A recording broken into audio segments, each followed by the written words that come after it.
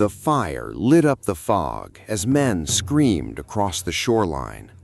Homes burned to the ground. Children ran through frozen mud beside lifeless bodies. The sound of axes smashing through wooden doors echoed into the night. No one understood how warriors from the sea could appear and vanish so quickly. To many, it felt like the end of the world. But who were the men who turned fear into legend? It was the 10th century. The Viking Age had reached its peak. Longships crossed frozen seas, deadly rivers, and unknown coastlines. Their raids across northern Europe would change kingdoms forever. Monasteries vanished, cities were looted, kings lost their crowns to men who seemed born from the storm itself. But Europe was not collapsing. Trade was booming, new towns were rising, routes connected distant peoples across continents.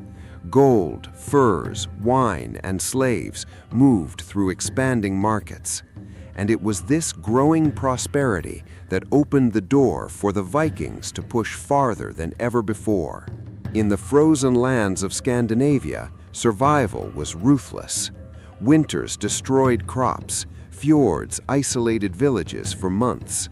Many young men grew up with no land to inherit. The sea became their only escape. At first came small expeditions, then came entire fleets. The longships appeared along English shores like silent shadows. In Lindisfarne, monks prayed as the first warriors came ashore. The attack was swift.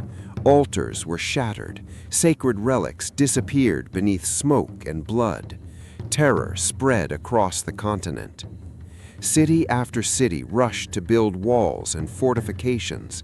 Still, the raids continued. Some kings paid gold to avoid slaughter. Others abandoned entire settlements. Fear turned rivers and oceans into highways of death.